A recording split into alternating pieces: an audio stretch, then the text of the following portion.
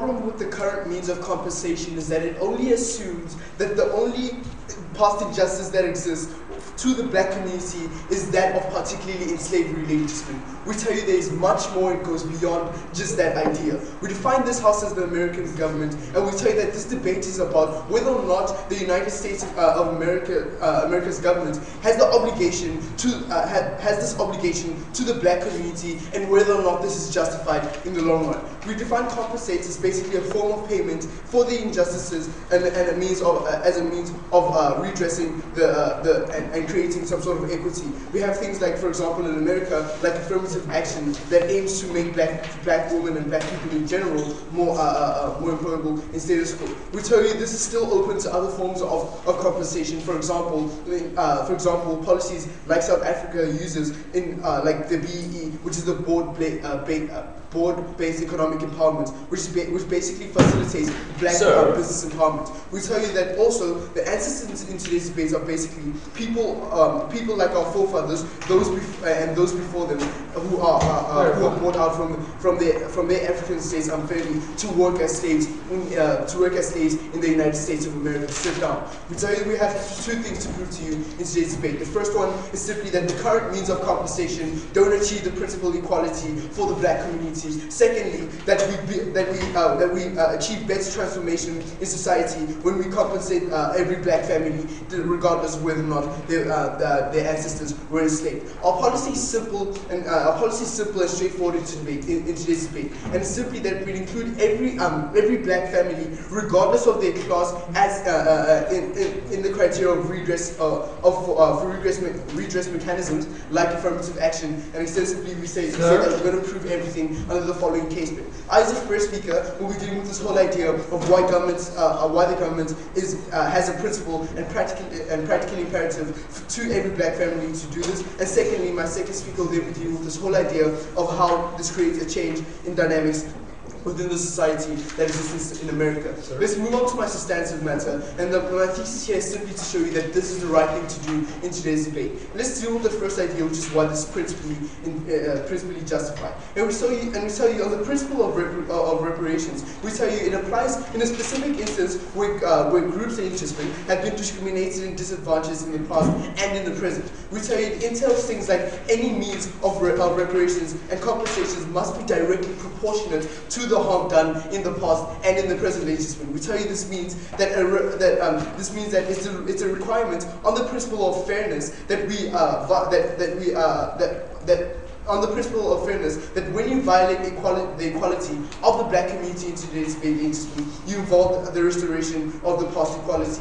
We tell you that also if the equality doesn't exist in interestmen, the American government has the obligation to actually create and construct this equality in status quo. What is this harm we've done to these people, and why should every black family receive these benefits? I'll take in a moment. We think firstly, because of the idea I told you that current means of reparations already assume that members in society who only were disadvantaged are those who've been enslaved. The problem here is that this removes government's obligation to the rest of the black society, and I'll further elaborate on this in a moment. Yes, sir. If slaves were paid for their labor, would that still be principally justice? Excuse me, what do you mean slaves were paid for their labor? If you are a slave, you are not paid for your labor, you are whooped the hell out of your ass, man. Let me tell you, in today's debate, they don't benefit these people in today's debate. Firstly, we tell you that the problem, as I was continuing with this, was the fact that these people, that this removes government's obligation to the rest of society. And this is simply because you only fit the criteria of receiving these very same benefits if your forefathers have been enslaved. This is particularly bad interestmen because other members of the black community who still live in the bad conditions and live in the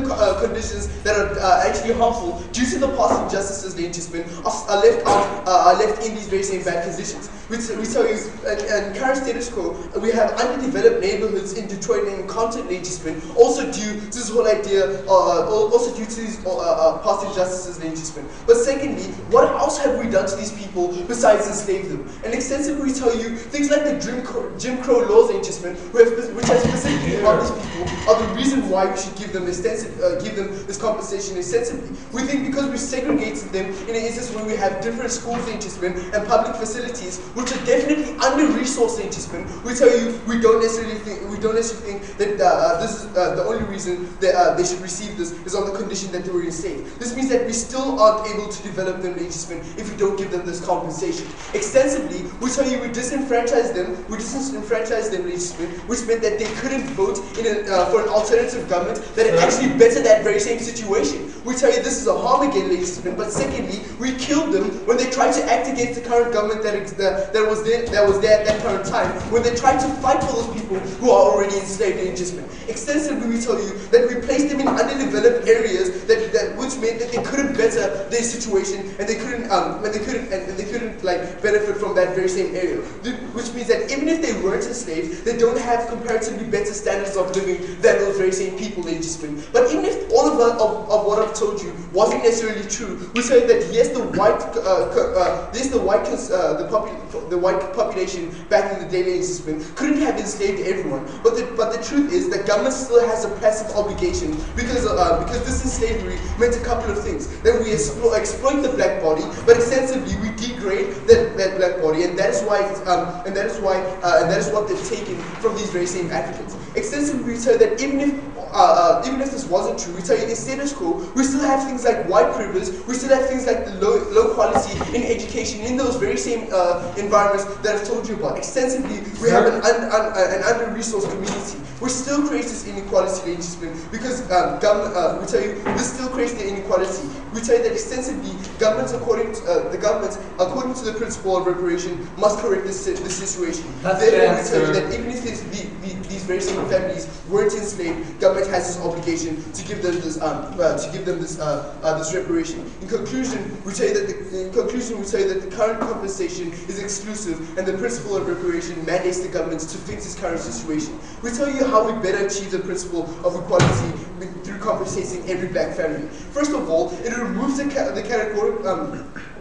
removes the blanket that exists in terms of the categorical imperative. We tell you this simply because we mandate government to compensate everyone, ladies and gentlemen. Why is this particularly good? We tell you governments, which means that we incentivize governments, ladies and gentlemen, to improve the conditions that are in these very same states, because of the fact that we blatantly put it out that government is not actually directly benefiting these people. We tell you, for example, perhaps Obama can probably respond to the police brutality in that instance. The last thing, ladies and gentlemen, is this whole idea that government has the obligation to deal with the current matters that affect the current black community in America. So we tell you that whether or not these people have been enslaved, ladies and gentlemen, we tell you the government has the obligation to correct this situation. But secondly, whether or not these people have been harmed in the past, ladies and gentlemen, opposition needs to clearly show us the link in terms of why these very same families, exclusive of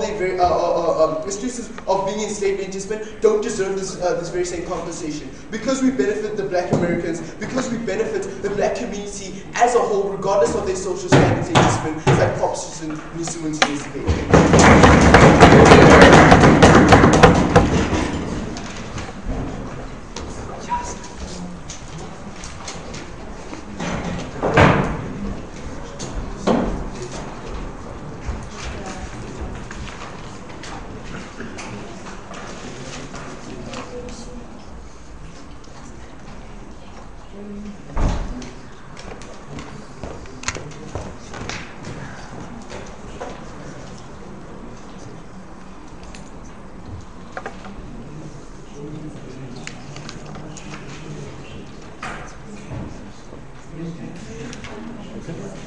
Well, thank you for that speech. We now invite the opposition to present their case. Hear, hear.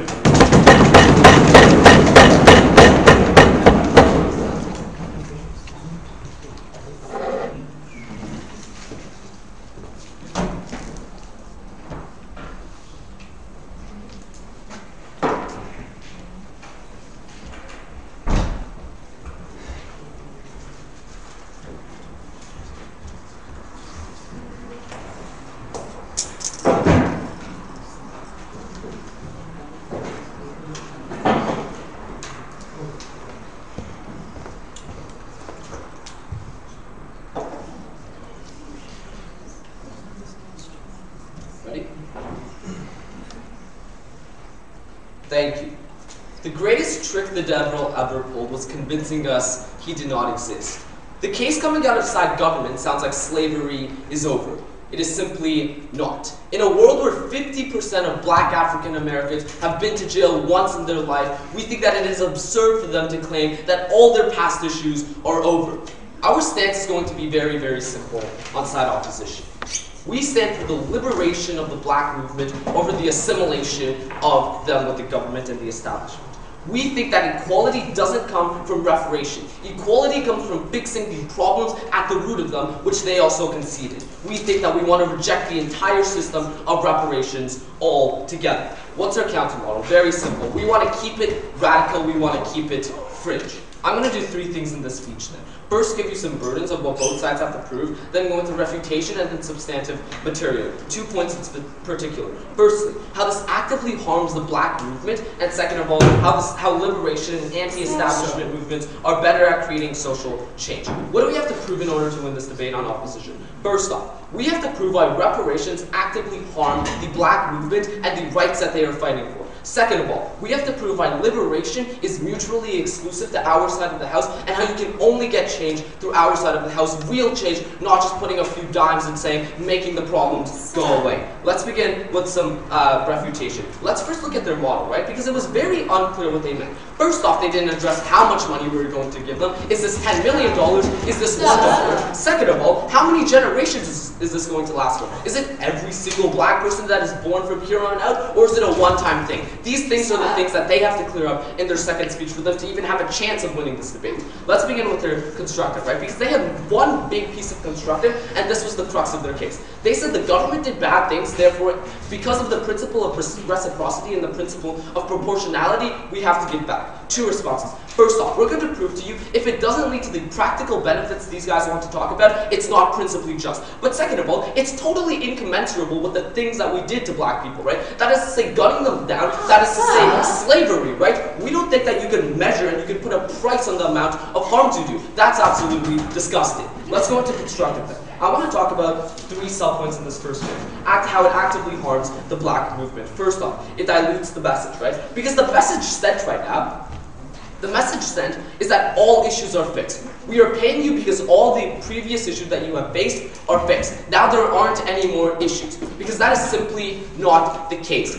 Given that they can see that there's still police brutality and police officers shooting down black innocent people, we think that is clearly not the case. Because now it mitigates the entire message of the Black Lives Matter protest, right? The entire idea that we need urgent help, we need urgent reform. Because now it seems like, because we've given them this money, and because we've given them a penny, now these problems are fixed. We don't think that's absolutely unacceptable, especially for the movement of the Black Lives Matter. Second subpoint, it divides the movement, right? That is to say, it divides it into liberationists, which we stand for, and assimilationists, which they stand for. Why is it harmful to do this?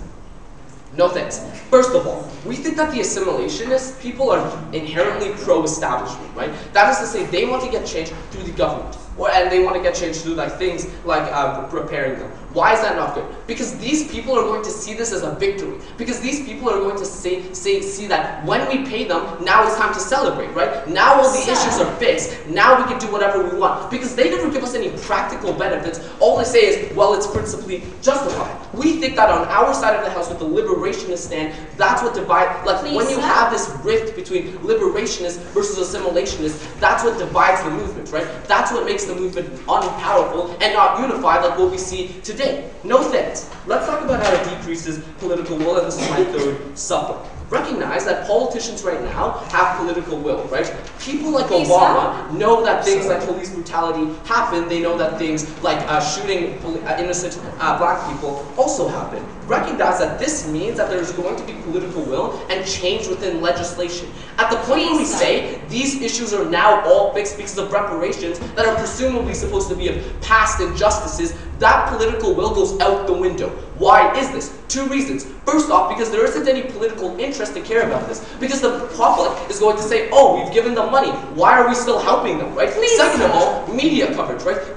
After after we've given them money, what's so good and what's so interesting about having a movement that already fights for the rights that you supposedly have, right? We think that's incredibly horrible. A couple of facts here. First off, it doesn't help people on the ground, right? This is something that they never proved under their first speech. Second of all, the government doesn't have to acknowledge that these issues exist anymore, right? Because you delegitimize it, you make it so that it doesn't seem like it exists. Third off, you delegitimize the Black Lives Matter movement and any other Black Lives or like Black movement, right? Because now they're seen as enemies. Now they're seen as people fighting for rights that they already have, or they already have gone through, right? We think that's incredibly harmful, especially because we stand for the liberationists that fight so that like fight anti-establishment. We think that's beneficial. Go ahead. Is that opposition against affirmative action in today's debate?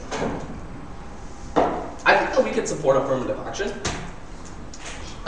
Second point, how liberation and anti-establishment movements are better at creating social change. Two sub-points here. Firstly, I want to talk to you about the principle of reparations, right? That is to say, when people pay reparations, it's to acknowledge a past thing, right? It's to apologize. It's to think that it's things like when you punch someone in the face, when you apologize to them, it's so that you never do it again. It's not like when you apologize to someone, you go right back to the person and you punch them in the face, because that's what's going to happen on their side of the house. Right after they apologize, police brutality doesn't stop, institutional oppression doesn't stop on their side of the house. We give you tangible, on-the-ground mechanisms to solve this. No thanks. That's why, on a principle, this isn't analogous to reparations. But I've also given you an analysis and refutation why putting a price is incommensurable with the harms that we've done to these people. Creating actual change is the better alternative through anti-establishment movements. No thanks. I want to talk to you about why these movements are better for social change and why they create the real social change, not the band-aid solution coming out inside government.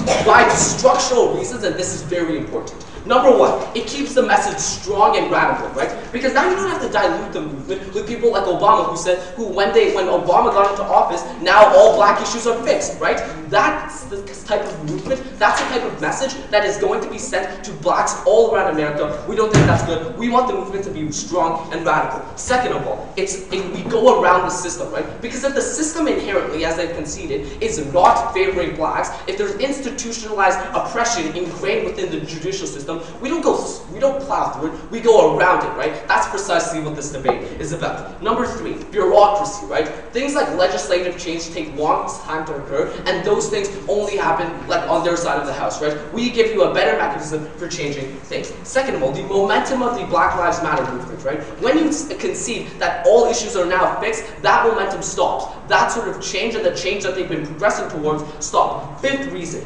media coverage, right? That is to say, the media doesn't have a monetary incentive to look at protests like the Black Lives Matter protests anymore, because it looks like the issues are all fixed. It looks like Black Lives Matter are protesting for rights that they already have. We think that's incredibly harmful for the movement because A, it discredits them, right? You are still fighting for rights that you don't have, but under the guise of side of government, you do have. But second of all, I think it's just straight up offensive, right? That is to say, people who have been fighting all their lives now get their work discredited because of this. We stand on a liberation movement. We want to liberate the black people, not just give them a couple of pennies and we dress for it. Very proud.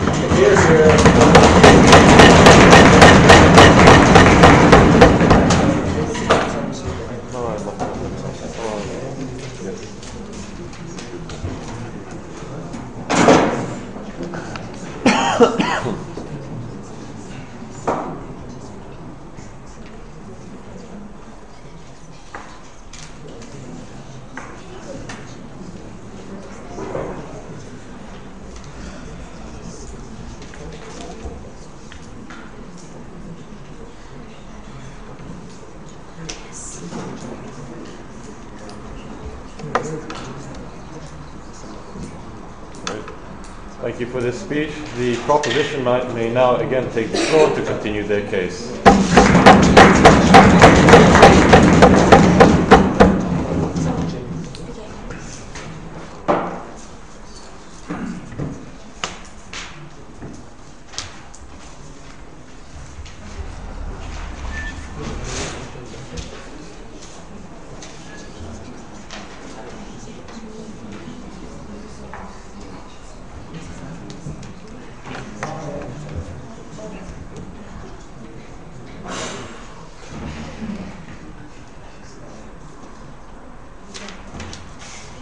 I am truly overwhelmed to what this debate has boiled down to. What must be clear is that today's debate is not about whether or not reparation is something that's legitimate. Today's debate is about whether or not we actually extend this reparation to the communities that are not occupied by the policies that that the government in America is actually directly addressing. Because ideally, side proposition, if I was wrong, side opposition simply does not have a stance in today's debate because they simply agree with what we actually saying. We told you that the policy right now is not inclusive to each and every black life that they so value. We think that this is where the problem is. Ladies and gentlemen, proposition is taking this debate, right? I'll actually prove why side proposition is out. I'll actually prove one thing here. How we extensively create a change in dynamic. Because ideally, side opposition simply do not establish what is the problem within status quo, assuming their stance was actually correct, right? But before that, let's go to my rebuttal. And here, what is very inherent, right, is to actually redirect this debate. So what we tell you as side proposition is that there's an inherent problem in society.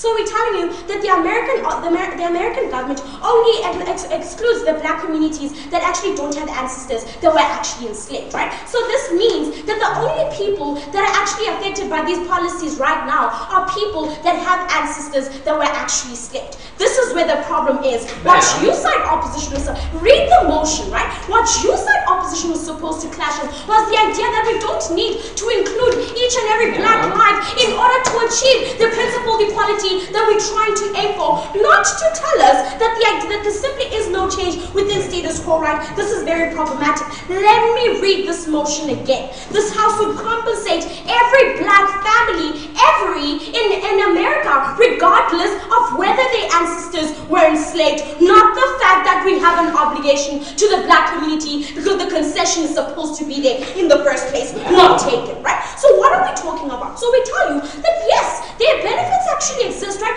We have an obligation to the Black Lives Movement. We have an obligation to each and every black community. So what does this mean? Is that we don't conditionalize reparation because you can't simply say that we have an obligation to these people, but reparation is not the answer. Then what do we do for these people, right? Because the assumption on the side of the house was that reparation is only money. Let me get this clear first off, right? The reparation includes affirmative action because it's simply fixing the past injustice. The same affirmative action you actually conceded to. Ladies and gentlemen, we're taking this debate, right? But furthermore, what divides the Black Lives Movement and actually divides the black community is the fact that there is a condition to receiving this compensation. So let's assume that reparation was money. We think that this is substantive because it simply recognizes the importance of a black life, right? It simply recognizes that we do have a direct obligation, especially to each and every individual within society. This is very substantive.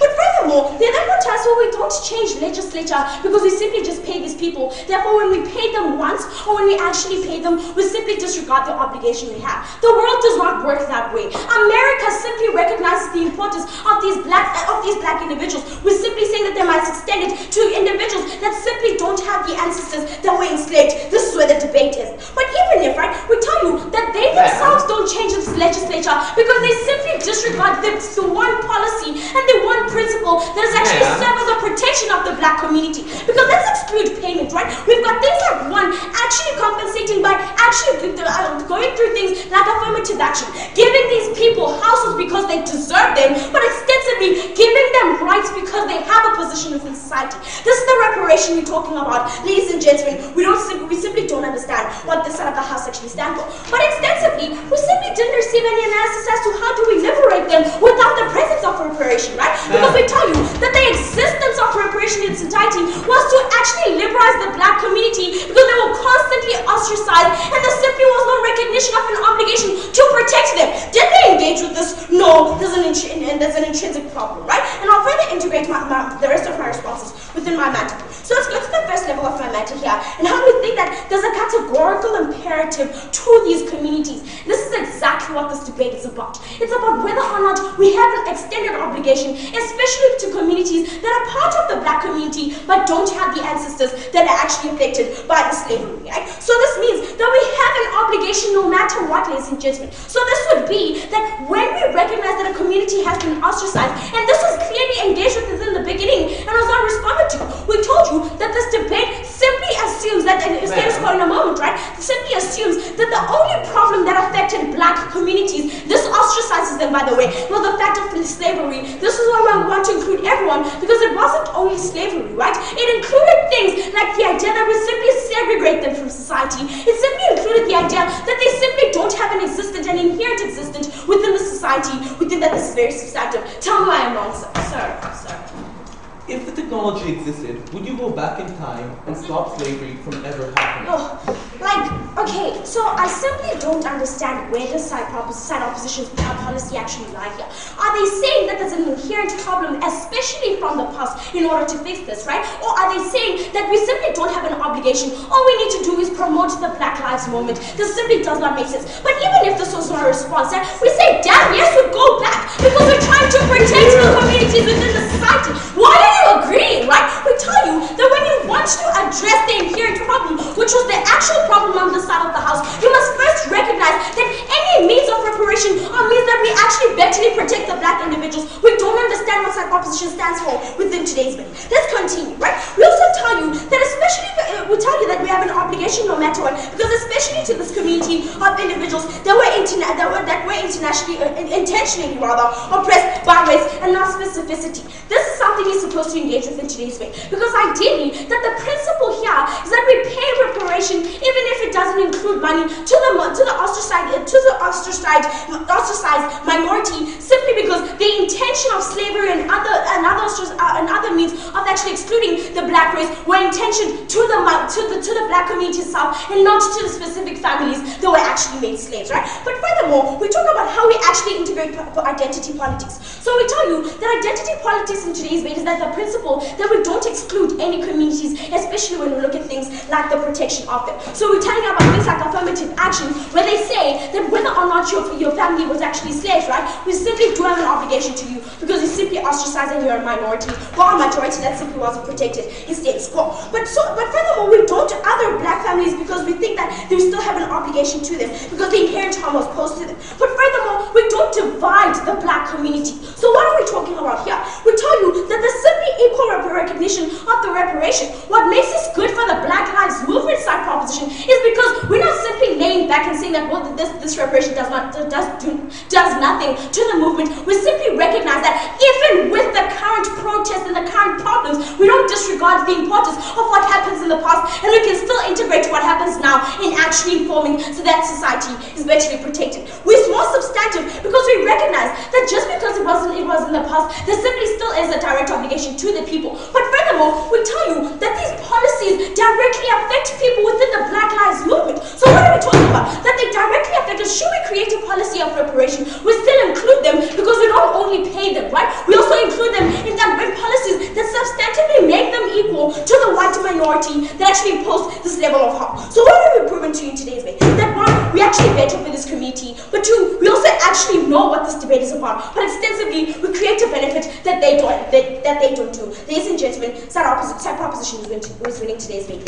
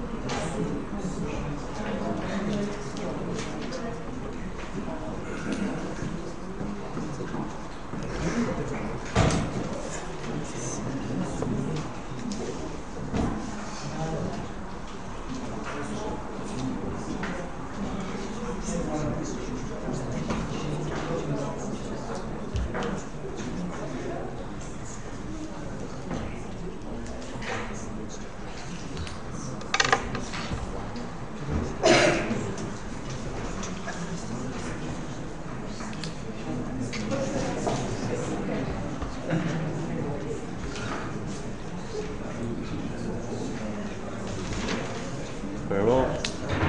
Thank you, side proposition. Side opposition, you may now take the floor.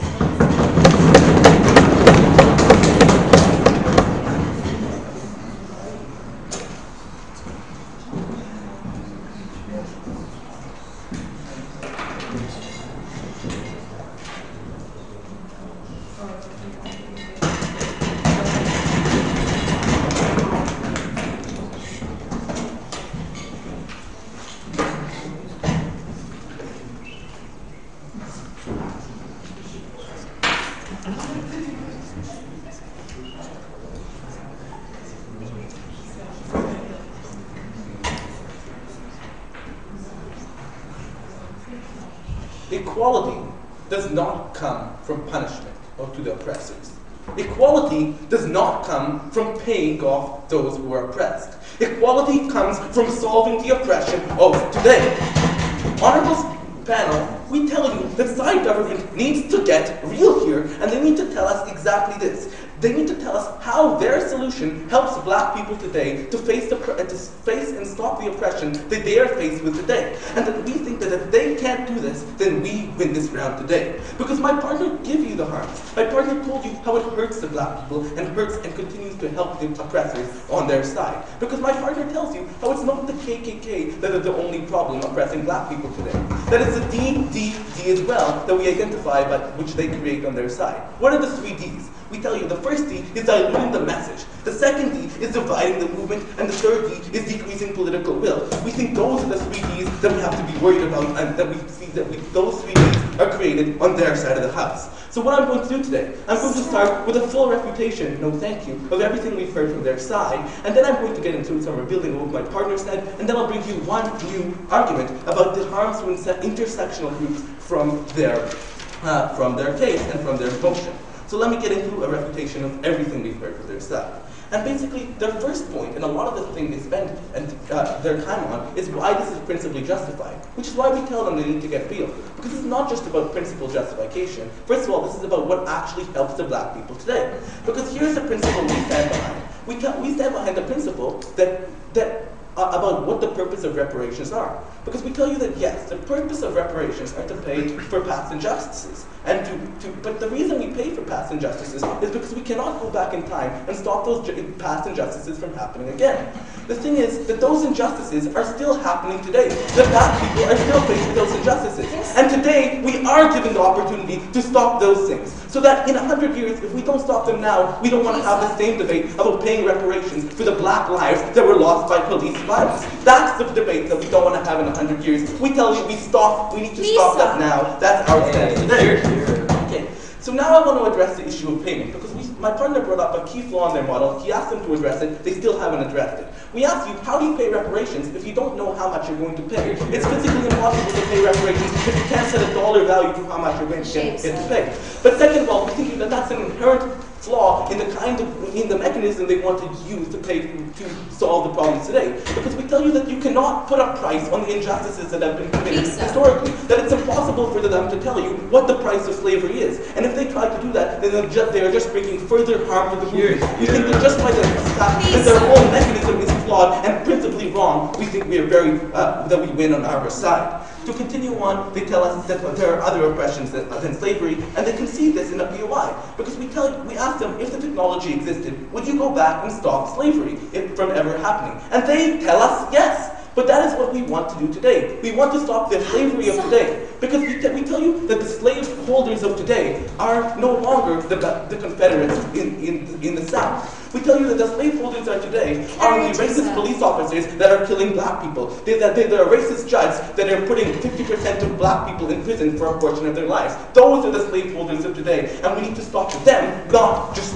stop the slaveholders of yesterday, which we cannot do anything about. No, thank you. So into some rebuilding quickly of what my partner told us, because we think every single bit of it still stands. This first point, he delivers all the mechanisms they talked about, 4 of them, including the principle of payment and the 3 Ds, and we think those still stand. They haven't rebutted it, in fact they conceded it, they just tried to tell us it's not mutually exclusive. No, thank you. Here is why it's mutually exclusive. Because if you actively harm the movement, then it is mutually exclusive. It's mutually exclusive. You cannot say we want to continue benefiting the movement while at the same time passing this resolution which actively harms it. No, thank you. Second of all, he tells you about why our solution works better, why liberation works better. That also still stands. Go ahead. If your case right now is that reparations equals the triple D, then why is it that even in status quo, where people receive the reparations on the condition that they've been enslaved, then these harms still exist? We tell you that the problem and the thing that you're defending is not the status quo. What you are defending is creating a form of reparations to pay for past injustices. And we tell you that the whole idea of reparations is wrong. That we don't have to stand up here and only talk about paying reparations for a small number of people. What we have to tell you is that paying reparations in general is wrong when the oppression is still going on. And that is our stance today. Now, onto my argument about how this hurts intersectional groups. So first I want to cover this question. What is intersectionality? We tell you that that is when many marginalized groups and many different marginalized groups have struggles that are connected. They're connected in two ways. The first is that they often have the same oppressors. So the KKK can oppress black people, but they can also oppress LGBT plus people and Jewish people all at once. That's all part of the KKK's ideology, the same oppressor. Second, we tell you that their identities intersect. So if you're a person who's black, but you're a black lesbian, then you're going to face racism for being black, you're going to be facing sexism for being a woman, and you're going to face homophobia for being lesbian. You're also going to face stereotypes about black people, you're going to face stereotypes about women, and you're going to face stereotypes about being lesbian. And when those stereotypes contradict each other, and when they conflict with each other, they create unique stereotypes and unique forms of oppression that are specifically against these intersectional groups, these of black people and lesbians when they're combined. And so we tell you that so then our question to you is, why is it so important that we have a solution that benefits all of these different intersectional groups? So what I'd like to do for you is quote Gandhi, because what Gandhi said is that the greatness of a nation is determined on how they treat their most marginalized. We tell you that the most marginalized are not just blacks in general, but that they are lesbian blacks, that they are transgender blacks, that they are poor black people, that all of these people are more oppressed than just black people who are better well off, or black people that are straight. So we think we need to not only tell you how we benefit black people on our side of the house, which we think my partner did, but also how we benefit all these different intersectional groups. So let me tell you that now. How does our side of the house, and how is our side the only side of the house that benefits all these intersectional groups? No, thank you. So our answer is firstly that their side of the house hurts black people as a whole because of the 3Ds and the price and payment that they put on it. But second of all, we tell you that it hurts all other forms of oppression. Why? And all other groups who are arguing against oppression. Why is that? Because it sets a horrible precedent. It sets the precedent that any time oppression is happening, all we have to do is just pay off the group that is oppressed. All we have to do is just provide some money.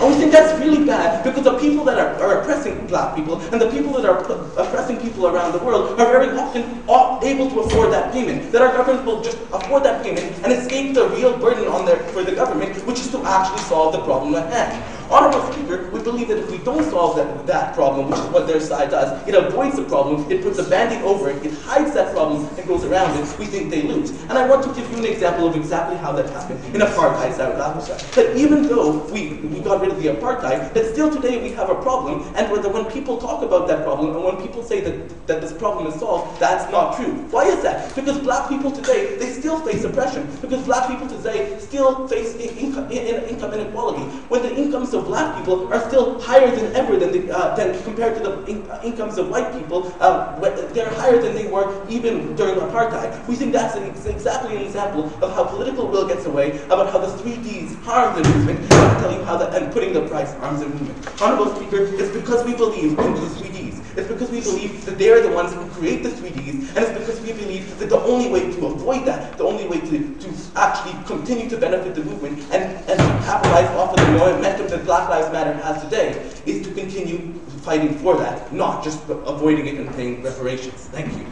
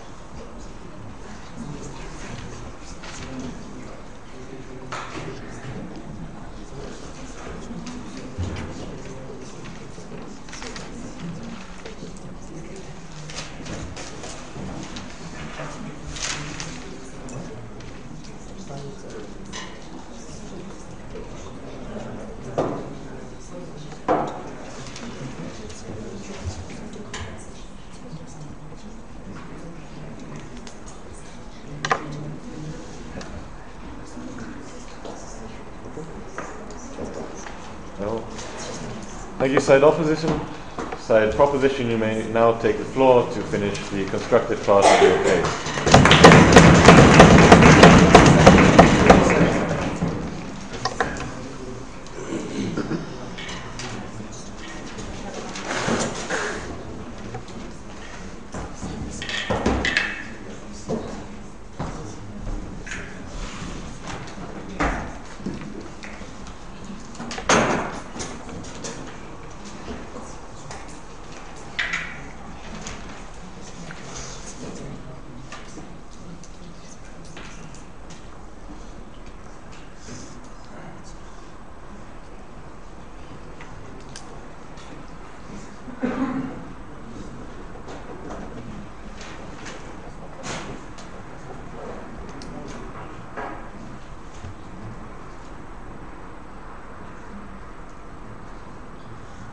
on the fact that side opposition's stance in today's debate only became clear after the second speaker responded to my speaker's POI, I'll then analyze today's debate using two questions. One, do we have a principled imperative to include families whose ancestors weren't enslaved in the criteria for receiving compensation? Because even if they were against compensation in general, they also still needed to directly address why specifically not for all families, like we have stated. We think that this debate became rather parallel inside opposition.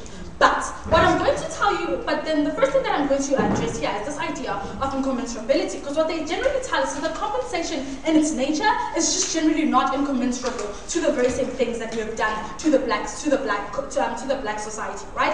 And what we tell you here is that that's exactly what we're saying. We have a problem with the fact that nothing has been done to help those individuals. The government inherently has a responsibility to do something, because they constantly told us that this is something that's bad, and that reparations somehow make it seem like the problems that these people are addressing are over. But what they still didn't tell us is therefore what must happen in order for us to actually deal with these very same injustices, because inherently government does have a responsibility to do something passively about the things that were done to these individuals in the past as well as presently. The second thing that then I'm going to deal with now that I'm done with this idea of incommensurability is this idea of the principle of reparation directly, right? So basically what they tell us is that we must not put a price on these very same struggles that these individuals have went through. And that's true, right? We consider that we don't actually want to put a price. But moreover, we tell that, ladies and gentlemen, we actually don't put a price. We just don't want to exclude them from the very same reparations that government is going to give these individuals. So what we were telling you here is that we don't want to conditionalize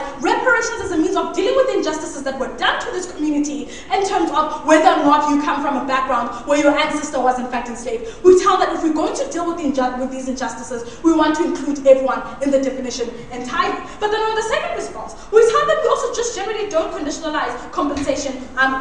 Basically we don't conditionalize compensation on the basis of family background. We think that it's important that this becomes something that's dealt with in everyone's case. The third thing that I'm going to address here is this idea of current issues like bureaucracies, as well as how they actually impact on how problems that affect the black community are still not being addressed by the government today. And we tell that that's true. In fact, that's exactly the problem in terms of why we shouldn't only limit this to families whose ancestors were enslaved. The idea here is that and this is where they ignored my first speaker's matter, that this is not the only place where the black community was actually disenfranchised or rather discriminated against. We want to include everyone because there's still even current problems like white privilege, like the imprisonment of black individuals that are inherently a problem that government has a responsibility to deal with now. We tell that it's quite important. We tell that these very same problems are the very same reasons why government in fact has a responsibility to compensate to these individuals, because everyone in the black community is harmed right now, regardless of whether or not you come from a family where the ancestors were enslaved, right? Not now, sir. So this then brings us to the last idea, which is then where the stance became clear, generally, where they tell us that we actually create, where they tell us that we create the idea that the problems that this very same society has actually faced are problems that are over when we actually compensate to them now. We said that no, these problems are not over, and this is something that we told you when we told you that we need to compensate to these people now, because even on top of slavery, there are still problems that exist currently, like PK told you in his speech. Therefore, in his speech, right? So we therefore tell you, ladies and gentlemen, is that when we actually don't repair these very same individuals, what this means is that we blanket the categorical imperative that government has to repair or to create some sort of compensation or other reparations for the black community in order for us to actually deal with the inherent principle of inequality that actually exists. Therefore, ladies and gentlemen, if we only limit this to families whose ancestors were enslaved, we tell that we don't eventually include or rather achieve the principle of equality because we only have reparations for a specific group. This is analysis that they still didn't deal with and only told us that they don't want reparations. So what do we then conclude here, ladies and gentlemen? That government has the inherent responsibility to help these individuals. And if they are going to be against reparations in their entirety, they need to tell us what else, therefore, is supposed to work for these individuals. Because we concede to the fact that matters aren't better now, but we tell the government has a responsibility to deal with this, and that's why we need compensation for each and every family in America. They need to address this. This then nicely brings me to my second question. My second question here is, do we benefit and strengthen the black movement? But before I deal with that, yes, sir. Can you please explain to us how you benefit the on-the-ground movement? Yeah, this is exactly what I'm about to deal with in my second question. So the first thing that I'm going to tell you is this idea of how we better create substantial equality. And they ignored this in Kuma's speech. And substantial equality here is that when government has this obligation to deal with these problems of the past and currently, government doesn't exclude a particular group, but has these reparations for each and every individual. That's the substantial equality that we want. We don't want to divide the black movement. The second thing that I'm therefore going to address, the second thing that I'm going to tell you as to why particularly this substantial equality is good is because it includes even current problems that exist in society that weren't of slavery. This means that we deal with things like Hollywood whitewashing, which is why the black movement is actually boycotting Oscars. This means that we deal with the very same idea that government is not doing anything to address police brutality, and we therefore remove the blanket that government has that is actually even preventing government from further compensating even individuals whose ancestors weren't enslaved. Now, the second thing that I'm going to deal with is quickly to brush off this idea of would you therefore go back to the past and deal with the problem by paying the slaves? We tell that what reparations as well as compensation actually reparations and compensation don't look at what we couldn't have done in the past. What they look at is what can we do now in order for us to make up for what was done in the past. And that is exactly why we want government to actually give some sort of compensation to each and every of these black families. That is exactly what we stand for. So the third thing that I'm going to address here is how we actually also don't further other as well as divide those who actually require compensation. So the idea here is that we better achieve a principled equality for the black community when we don't separate who is much more worthy of fitting the criteria to actually receive compensation. We tell you that this is something that should be equivalent as well as uniform. But on top of that, we tell that, like I told you, it makes government's responsibility explicit to everyone and not just a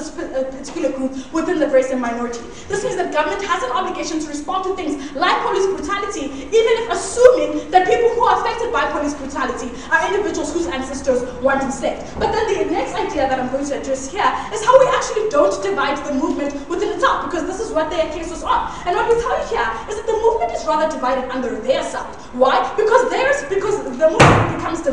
movement becomes divided if we separate or other black individuals within the society whose families weren't enslaved initially. So this means that that's exactly when the movement becomes others. We tell that that's where the problem exists inherently. So how we actually strengthen the movement is that one, we don't separate black people and try to create some sort of dichotomy as to who exactly deserves compensation or who actually doesn't. But secondly, we make them relevant even today because we don't only limit this to things that were done in the past to our ancestors, but we also even include problems that affect the black community today. Ladies and gentlemen, we told you about these problems, things such as police brutality, things such as Hollywood whitewashing, even in the past, things that are not slavery, things like Jim Crow laws that completely segregated the members in society, things like the disenfranchisement where black people generally could not vote. This debate is not just about families whose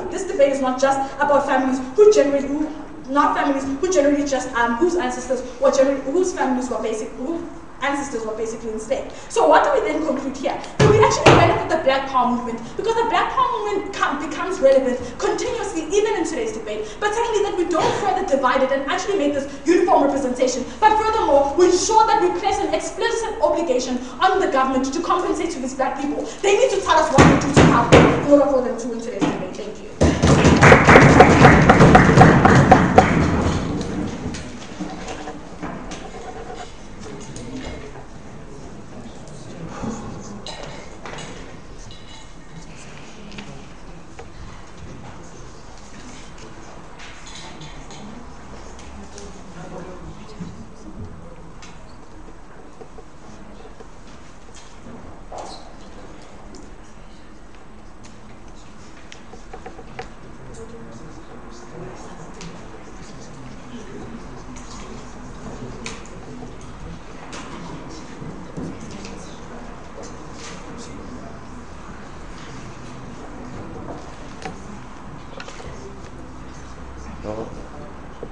Thank you, side proposition. Side opposition, you may now conclude the constructive half of this debate.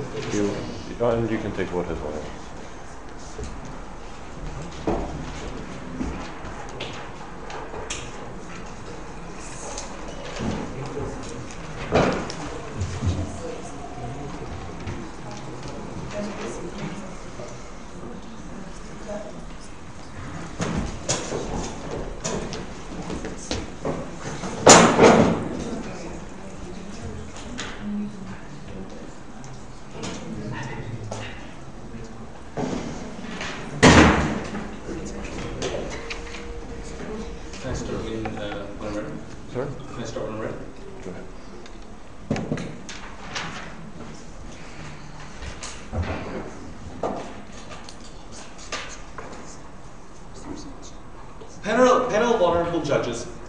side government is living in the past. They are simply assuming that since problems occurred in the past, now the only way we can repay them is monetarily. However, there is a couple of major flaws. First off, they completely ignored our counter-model, and the fact that we did say that we want to keep this movement radical, we want to keep the movement strong, we don't want to divide it, we don't want to destroy the movement. They've simply dismissed it, ignored it, and then argued that we have no counter-model. So we see this as a little bit of ignorance on their part, rather than a failure on our part. So that's their fault. The second thing is that their model is still unclear. I'm now the third last speaker of this entire round, and still they have yet to tell us how much money they want to pay. They argue that this is a principal case. But then we tell you that in this case, our side wins on the practical benefits and harms. So we cannot fight this on a simple principle level, because that is not the kind of argument it is. This argument is trying to make things better for black people. And we see that only our side actually does this because we are willing to fight in the practical benefits. They're so impractical, they aren't even willing to give us a number as to how much they would like to pay. No thank you. So in my speech today, I'm going to be doing a few things. First, I'm going to be talking about my first theme, which is which side is actually better in principle. Because they wanted to fight this in the principle arena, we're going to fight them on that ground, and we are going to win. The second thing is which one actually creates more practical benefits. Which side actually does more for the marginalized people, the black people. We also think we have won this side. Okay, so now on to my very first theme. Which side is better in principle? So one of the very first things they said to us is that we are going to pay them, and that is going to make everything okay. That is going to tell them that this is an apology, that is going to tell them that we regret what we did. But you can't say that you regret what you did by harming them, if the very next thing that the police are going to do is to kill another black person and continue with this kind of discrimination. They can't possibly think that it actually worked to tell them that everything is okay and that they feel the pain. That is, so no thank you. That is not possible. That is the concept of an apology. The idea of an apology is saying, I am sorry for what I have done, and this will not happen again. They simply provide no mechanism as to how that will happen. They simply serve to perpetuate this problem, and they have not addressed anything practical. No thank you. We told you that one of the main principles is that on our side of the house, we see that you cannot pay money for an injustice like that. That is not possible, especially when you don't actually fix the problem at hand. So at least if they had given us some sort of mechanism as to how, no thank you, as to how that would make the problem go away, as to how they could actually fix lives for black people in the present, not just in the future, not just in the past, in the present, in the future, at least if they had done that, we could say that they have some principled argument here in that you cannot pay for these reparations. Yes? So would side proposition agree that if reparation did not include money, we can still be able to benefit people through policies like affirmative action, which include everybody? So they say affirmative action, but we see that that doesn't make any sense. We aren't just providing affirmative action for slavery. The whole point of this resolution was to say we are paying them already for slavery. We are paying them for those injustices, and now we would like to pay everybody. First off, we see that that was not the actual spirit of the resolution. And even in the case that it was, we don't think it's okay just to give them affirmative action when you're not actually solving the problem at hand. Affirmative action is only useful when you also have another mechanism as to how to fix the actual problem. They've simply failed. No, thank you. They've simply, no thank you. I'm not going to take one for 10 seconds at least. They've simply failed to address any of our mechanisms. They've simply given us rhetoric after rhetoric after rhetoric. And those rhetorics don't matter because they simply do not work. They have no mechanism behind them. They don't fight our mechanisms. And so we believe that we very, very clearly win the principal argument. We win the principal argument because of the fact that we truly understand what it means to actually repay these people, what it means to give an apology. That is why we win this, because a reparation is a form of an apology, and that is something they do not understand on their side of the house. Okay, so now to move on to my second theme, which one actually creates more practical benefits both in the future and in the present. So let's take a look at what was said here. We told them this. No, thank you. My second speaker told you about the 3 Ds, how this is inherently going to destroy the movement, dilute the actual message that's created, and about all the other problems that these people face, and how we on our side actually fix those problems. They've simply completely ignored that in their third speech. They told us, and I quote here, sorry, just give me a second. Please, sir. They quote that, because this policy helps every black person, that means it is comprehensive, that means it is okay. Yes, we agree that you are giving, that you are giving money to every black person. But that does not mean that the solution is comprehensive. That does not mean that in another 25 years, if not 50 years, we're going to have to pay those same reparations again for either A, Jim Crow laws, or the police brutality that's happened in those 25 years. That is not sufficient. It is not sufficient for them to come up here and say that because money is given to every black person, no thank you, that because money is given to every black person, that means that this solution is comprehensive. Then they told us that this was not the only place in which black people harmed. They brought up Jim Crow laws. Yes, we agree. And those same kind of discriminatory values still happen in the present. We still have police discrimination. And these are all things that my partners said to you the entire time, and they have simply failed to actually address. This is why I'm still bringing this up, because I'm just clarifying the fact that they failed to address this properly. They simply want to address this on a principled stance. We don't see that that is the way to address a practical argument. Sure. So I would tell you that if your counter policy is that we must keep the black movement radical, they are still radical today. That's why we have the Black Lives Matter fighting against police brutality. How does that not happen in our model? Because in your model, what you're doing is you're saying, as is an affirmative action, you're saying we are fixing things. That was the entire principle. You're saying by paying everyone, this solution is comprehensive. Well, let's say the public were to agree with you. Let's say all the white people and all the other different races were to agree with you. Then all of a sudden, let's say, for example, you have no Twitter hashtag, Black Lives Matter. You have no other parts of popularity that this movement has gotten, the attention this movement has gotten, which forces the government to change its laws. That is the way things work. It does not work in the way that you guys are suggesting to actually hurt the movement. That is why we see that on your side of the house, you hurt the movement. Now, let's take a look at some of the other things they told us. They told us that we divide the movement. And how do they do this? Well, they said that because we only want to pay those that did face slavery, that were actually harmed in the past, and that is what we're paying for, they tell us that we divide the movement.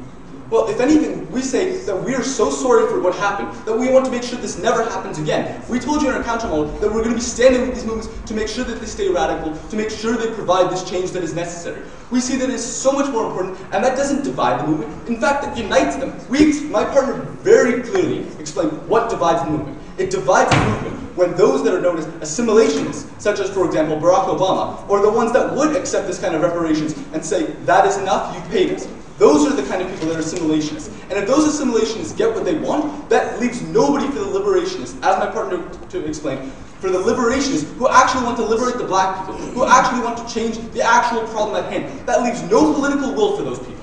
That means that the moment they try to speak up and say, hey, look, our problems aren't actually fixed. We were just given an undisclosed amount of money, which we don't actually know. Still to this moment, we don't know how much they are planning on paying, but an undisclosed amount of money, that is all they get. And when the moment those liberationists now try to fight and say, we want better, they are looked at as enemies of the movement. They are looked at as the enemies of the assimilationists, and they are looked at as ungrateful. We see that this is an unbelievable problem on their side of the house, and this is something that they fail to address. So because of the fact that we see that our side is so much more principally correct, our side puts all the principles out to dry and makes sure that they still stand. And because of the fact that ours creates more practical benefits for the actual people at hand, we see that we have most certainly won this round. Thank you. I'm proud of the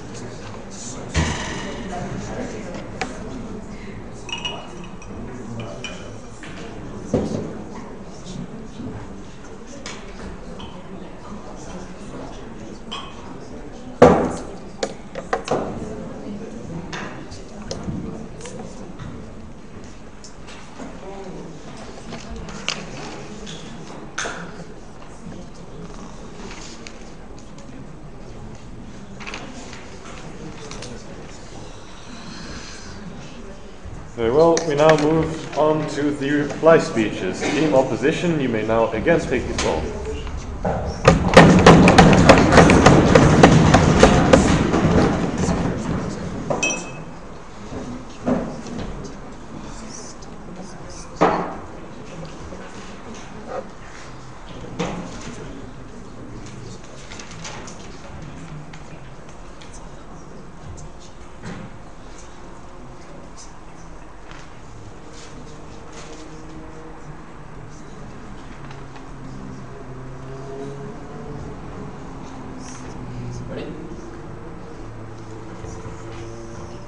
side of government can't prove to you that this leads to practical, on-the-ground benefits for the black people that they say are oppressed, we win this debate. I gave you a very clear characterization of our burdens on team opposition at the beginning of this debate that they chose to ignore. What did I tell you? I gave you 2 burdens that we had to prove. We first had to prove why reparations actively harm the black interest and actively harm the black movement. We've done that, and I'm going to show you in detail. Second of all, we had to prove why liberal-rationism is mutually exclusive to what these guys are talking about. What was the burden we set on government that they inadequately proved in this debate? They had to prove why at the moment and at the point where we enact this policy, all on-the-ground stereotypes and all on-the-ground police brutality will end magically. They don't give us a mechanism throughout the round which we question up and down the opposition bench with no response. 2 themes then. First off, the mechanism, and second of all, alternatives. Let's begin with the mechanism. The main part of clash here, and we brought this up in our first speech, was what they meant by reparations, right? Because in the first government speech, it was very unclear and very inadequate. So they started clearing it up through their bench, right? So the second speaker said, this includes affirmative action. Then the third speaker said, oh, this is commensurable because it's affirmative action and it's not monetary. Here's what we tell you. First off, the spirit of the motion is to have a monetary reparation, but even if you don't buy that, my partner also talked to you about why affirmative action and any sort of reparation, no matter if it's monetary or if it's not, is still incommensurable with the harms that we've done them, right? Because the fact of the matter is, slavery isn't going to be compensated by just giving them like a few more college applications, right? That's the fact of the matter, and they still haven't dealt with their 3 Ds, the mechanisms that we've used. What are those 3 Ds? And Evan explains this perfectly. He first tells you it dilutes the message, right? Second of all, he tells you that it divides the movement into liberationists versus assimilationists and why this directly harms that movement. Third of all, he talks to you about political will and why you decrease the incentive of politicians to even cater to the black population, right? We give you structural reasons and they give you principle. What was the principle and mechanism on their side of the house? They said that the government had an obligation because we did bad things to them. We gave you a couple of responses up and down the opposition bench that they chose to ignore. Number 1, we told you that it doesn't matter about the principle if the practical outcomes are despair and exacerbated tensions, right? We gave you the mechanisms, they didn't. But second of all, even if you don't buy that, we told you how you can't put a price tag on the slavery. You can't put a price tag on Jim Crow laws. You can't put a price tag on police officers shooting black innocent people for no particular reason, right? That's the sort of mechanism analysis that these guys never dealt with throughout this debate. Second, and also for the fact that my partner's entire point of unprecedented and intersectionality was not touched at all, right? Read your notes. Second of all, alternatives. And this is really where the crux of the debate lies on opposition. Because we give you an alternative. We tell you that radical anti-establishment movements, like the Black Lives Matter movement, are the reasons for structural change. We give you 5 reasons. Number 1, we told you how they keep the movement strong and radical. No response. Number 2, we told you how you go around the system that is systemically and institutionally discriminated against them. No response. Third of all, we told you about bureaucracy. Still no response. Fourth, we told you about how this delegitimizes the momentum the BLM movement had. Still no response. And fifthly, and this was the hammer on the coffin, we told you how media coverage is an incredibly large incentive, and you still don't get a response. All they want to clash with is the principle.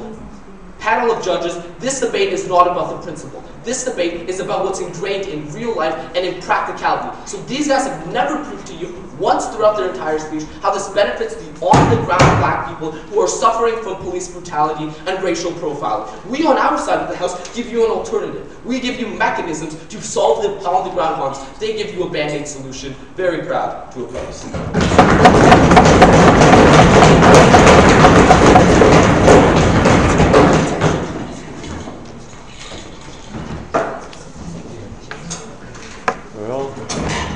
Team proposition, you may now conclude the debate.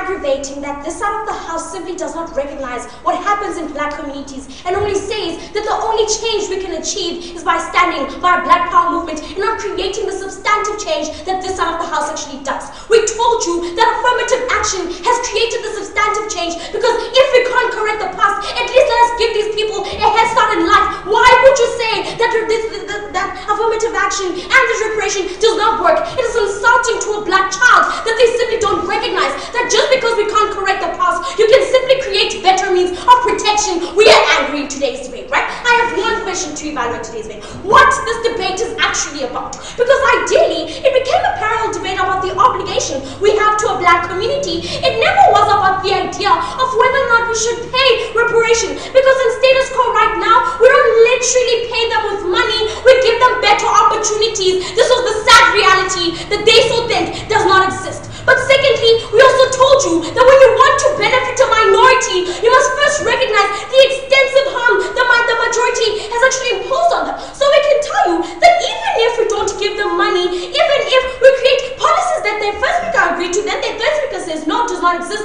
like affirmative action, we're practical in creating the change of making sure that they have a better life, that they have a better life within society. This is all analysis they do not deal with. It makes me angry. What did we tell you? That governments have an obligation according to the true nature of this debate, which was, do we compensate black families even if their ancestors were not enslaved? This debate was never about whether or not compensation should exist, right? But let's play ball with the matter and show you how it still does not exist on their side. Because ideally, they told you that reparation does nothing because it simply dismisses what happens in the past. But what we must address is that when something dismisses what happens in the past, when it doesn't create the substantive change it's supposed to create, when you simply stand with the Black Lives Movement, you simply don't create the change that they so want. They simply didn't prove to us why the Black Lives Movement simply does not want this reparation in the first place. Secondly, they didn't prove to us how the substantive change is only contingent on the idea that we don't pay them, but extensively, they simply did not actually tell us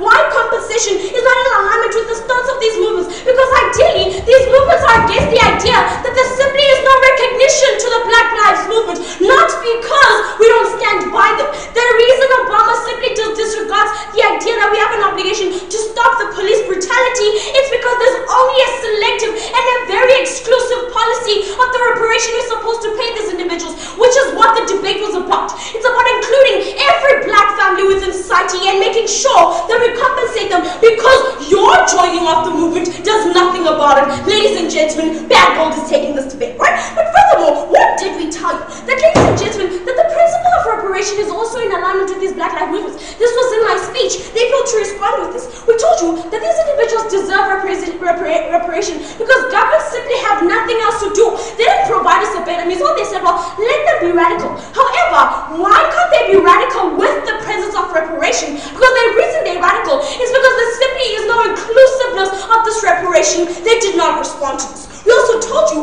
that, ladies and gentlemen, reparation also addresses the harms that still exist. This was in first and second. They failed to actually engage with them because, according to their mindset, right, we're just paying slaves. This does not make sense because reparation addresses the community that exists now, because we simply can't go back to the past and actually make sure that these slaves are not proven to be slaves in the first place. What did they say? Let them radical. Let them be radical, rather. So we told you that the principle of equality there's a principle of equality in compensating these families, because this is actually practical. What practical means in today's debate is that you don't just stand with the Black Lives Movement. You create an opportunity for them to be better and secure themselves a position within society by not only paying them, but giving them affirmative action, because affirmative action is not exclusive to people. It simply includes the whole Black community. Ladies and gentlemen, we're taking this debate on first of the basis that there is a recognized obligation that they don't want to engage with. But secondly, that, ladies and gentlemen, we still have we actually do benefit these individuals. Ladies and gentlemen, we're proud to propose. Thank you.